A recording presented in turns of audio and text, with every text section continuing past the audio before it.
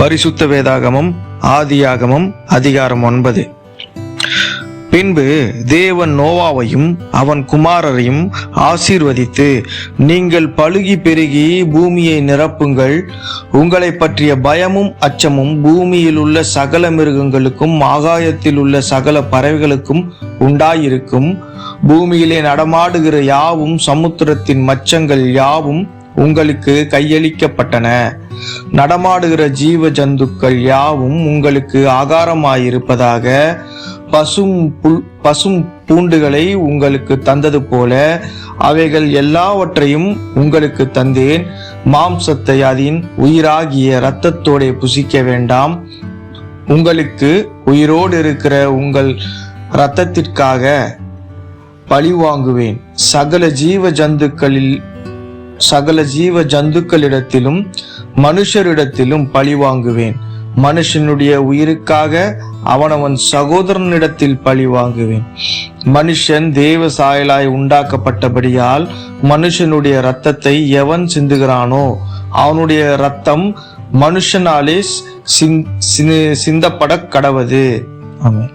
அதாவது என்ன சொல்றாருன்னா, இறைவன் இவங்களுக்கு எல்லாரையும் ஆசீர்வதிச்சு பூமியை நிரப்ப சொல்றார். நிறைய குழந்தை குட்டியெல்லாம் உருவாக்க சொல்றாரு. அப்புறம் உங்களுக்கு இந்த பயம், இந்த மிருகங்கள் மேல அதிகாரத்தை கொடுக்குறாரு, பறவைகள் மேல அதிகாரத்தை கொடுக்குறாரு, சமுத்திரத்தின் மச்சங்கள் எல்லாம் சாப்பிட்றதுக்கு கொடுக்குறாரு, அப்புறம் நடமாடுற அந்த ஜீவராசிகள் எல்லாம் சாப்பிட கொடுக்குறாரு. ஆனாலும் எதை சாப்பிட்டாலும் அதுங்களோட ரத்தத்தை சாப்பிடாதீங்க, ஏன்னா மாம்சத்தை சாப்பிடுங்க, அந்த ரத்தத்துல தான் உயிர் இருக்கும், அதனால அந்த ரத்தத்தை புசிக்காதீங்க, சாப்பிடாதீங்க அப்படின்னு சொல்றாரு. இந்த மாதிரி சொல்லிட்டு, அதே மாதிரி யாரு தன் சகோதரனை யார் உயிரையாவது நீங்க கொன்னீங்கன்னா அவங்களுடைய சகோதரன் அவங்க உயிரை நான் பழி வாங்குவேன். அந்த சகல ஜீவ ஜந்துக்களும் தேவன் மனுஷனிடத்தில் பழி வாங்குவேன். மனுஷனுடைய உயிருக்காக அவனவன் சகோதரனிடத்தில் பழி வாங்குவேன். இப்போ நீங்க ஒருத்தனை கொண்டுட்டு போயிட்டா அவன் அந்த பாவம் அவனுடைய சகோதரர்களுக்கு போவோம், அவன் பரம்பரைக்கு போவோம். இதுதான் அவர் சொல்ல வர்றாரு. அதனால பூமியில நீங்க இருக்கிற வரைக்கும் அமைதியா இருந்து இறைவனுக்கு கீழ்ப்படிந்து யாருடைய ரத்தத்தையும் உங்க கையால சிந்தாதீங்க. ஏன்னா மனுஷன் தேவனுடைய சாயலா படைக்கப்பட்டிருக்கான். அந்த மனுஷனை நீங்க கொல்றது இறைவனையே கொல்றதுக்கு சமம். அதனால இறைவன் இந்த மாதிரி நிறைய கட்டளைகளை நமக்கு போதனைகளா கொடுக்கிறார். பின்னும் தேவன் நோவாவையும் அவன் குமாரரையும் நோக்கி, நான் உங்களோடும் உங்களுக்கு பின்வரும் உங்கள் சந்ததியோடும் உங்களோடு பேழையிலிருந்து புறப்பட்ட சகல ஜீவ ஜந்துக்கள் முதல் இனி பூமியில் உண்டாக போகிற சகல ஜீவ ஜந்துக்கள் பரியந்தம் பறவைகளோடும் நாட்டு மிருகங்களோடும் உங்களிடத்தில் இருக்கிற பூமியில் உள்ள சகல காட்டு மிருகங்களோடும் என் உடன்படிக்கையை ஏற்படுத்துகிறேன்.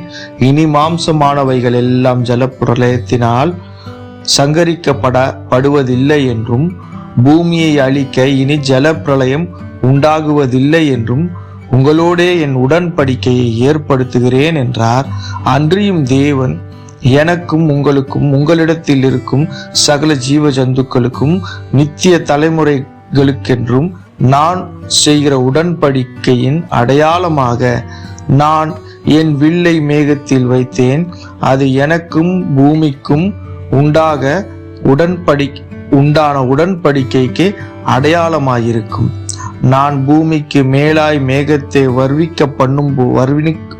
வருவிக்கும் போது அந்த வில் மேகத்தில் தோன்றும்.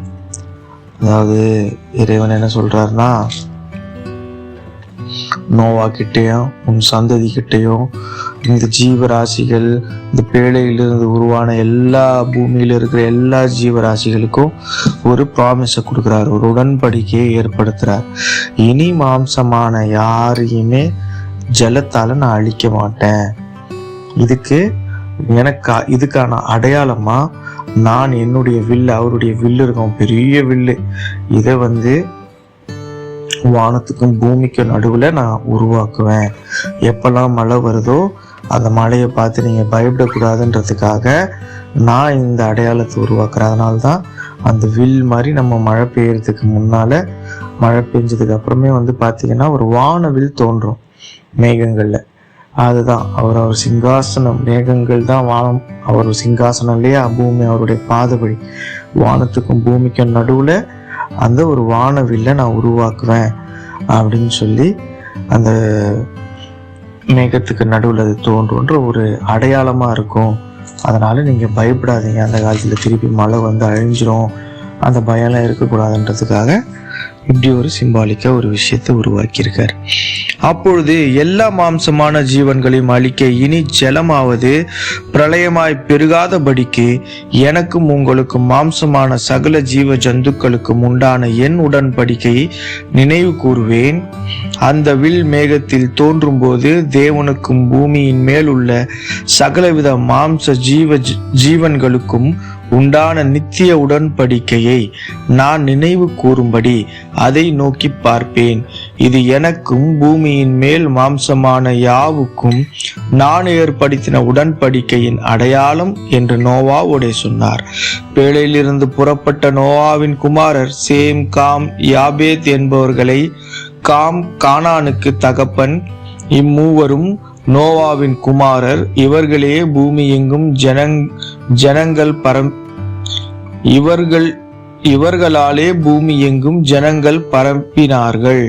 நோவா பயிரிடுகிறவனாகி திராட்சை தோட்டத்தை நாட்டினான்.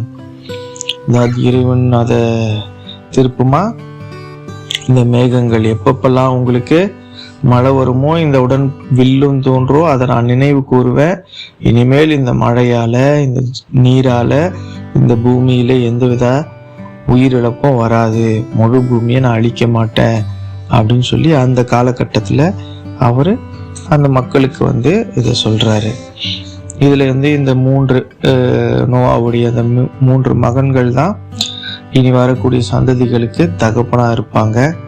அப்புறமா நோவா ஒரு பயிரிடுகிறவனாகவும் திராட்சை தோட்டத்தை உருவாக்குறான். அவன் திராட்சை ரசத்தை, நோவா பயிரிடுகிறவனாகி திராட்சை தோட்டத்தை நாட்டினான். அவன் திராட்சை ரசத்தை குறித்து வெறிகுண்டு தன் கூடாரத்தில் வஸ்திரம் விலகி படுத்திருந்தான். அப்பொழுது கானானுக்கு தகப்பனாகிய காம் தன் தகப்பனுடைய நிர்வாணத்தை கண்டு வெளியில் இருக்கிற தன் சகோதரர் இருவருக்கும் அறிவித்தான். அப்பொழுது சேம், யாபேத்தும் ஒரு வஸ்திரத்தை எடுத்து தங்கள் இருவருடைய தோள் மேலும் போட்டு கொண்டு பின்னிட்டு தங்கள் தகப்பனுடைய நிர்வாணத்தை மூடினார்கள். அவர்கள் எதிர்முகமாய் போகாதபடிக்கு தாங்கள் தகப்பனுடைய நிர்வாணத்தை காணாமல் நோவா திராட்சரசத்தின் வெறி தெளிந்து விழித்த போது தன் இளைய குமாரன் தனக்கு செய்ததை அறிந்து கானான் சபிக்கப்படுவான், தன் சகோதரிடத்தில் அடிமைகளுக்கு அடிமைகளாய் இருப்பான் என்றான். சேமுடைய தேவனாகிய கர்த்தருக்கு ஸ்தோத்திரம் உண்டாவதாக. கானான் அவனுக்கு அடிமையாய் இருப்பான். யாபேத்தை தேவன் விருத்தியாக்குவார். அவன் சேமுடைய கூடாரங்களில் குடியிருப்பான். கானான் அவனுக்கு அடிமையாயிருப்பான் என்றார். ஜலப்பிரளயத்துக்கு பின் நோவா 300 வயது. ஜலப்பிரளயத்துக்கு பின் நோவா 350 வருஷம் உயிரோடு இருந்தான்.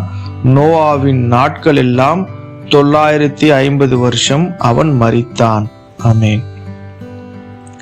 அதாவது இவ்வளவு அழகா நோவாவுக்கு ஒரு திராட்சை தோட்டத்தை கொடுக்குறாங்க, அவன் உருவாக்குறான். ஆனாலும் அங்க மதுவை குடிச்சிட்டு தன் வஸ்திரம் எங்க இருக்குன்னு தெரியாம விலகி படுத்திருக்கிறான். அதனாலதான் குடி எப்பவுமே நமக்கு ஒரு நிலையான ஒரு விஷயத்தை கொடுக்காது.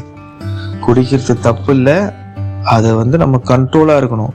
குடி வெறியால நம்ம தன் நிலையை மறந்துடக்கூடாது. இதனால என்ன ஆச்சு, தற்செயலா அந்த இடத்துக்கு போன தன்னுடைய மகன் அவனுடைய அவலமான நிலையை பார்த்து, அசிங்கமான கோலத்தை பார்த்து, அதை இதே ப்ரொடெக்ட் பண்ணுன்றதுக்காக ஒரு நல்ல எண்ணத்தின் படியில தான் அவன் சகோதரர்களுக்கு சொன்னான். ஆனா அவன் சகோதரன் அப்பாவுடைய அசிங்கத்தை பார்க்காம பின்னிட்டு வந்து மூடிட்டு போறாங்க. இது அவரை வந்து மூடிட்டு போய் அவரை பார்க்காமலே போயிட்டாங்க. இருந்தாலும் இந்த விஷயத்தை தெரிஞ்ச உடனே அவர் அசிங்கப்பட்டு தன் மகன்களுக்கு முன்னால நான் எப்படி கேவலப்பட்டுட்டேனே, இதை இவன் பார்த்து எல்லாருக்கும் வெளியே சொல்லிட்டான்ன்றதுக்காக அவனை வந்து ஒரு சாபத்தை கொடுத்து அவன் அண்ணன்களுக்கே அவனை அடிமையாக்கிட்டார். அந்த மாதிரி இந்த குடியால நிதானத்திலிருந்து தேவையில்லாத ஒரு சமூகமே வந்து அசிங்கப்பட்டுடும். இதெல்லாமே நிறைய இருக்கு. நம்ம தான் கொஞ்சம் தெளிவா இருக்கணும்.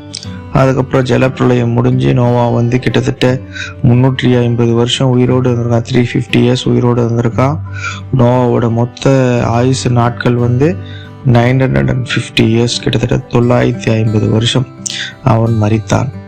அதிகாரம் முடிவுற்றது. ஆமேன்.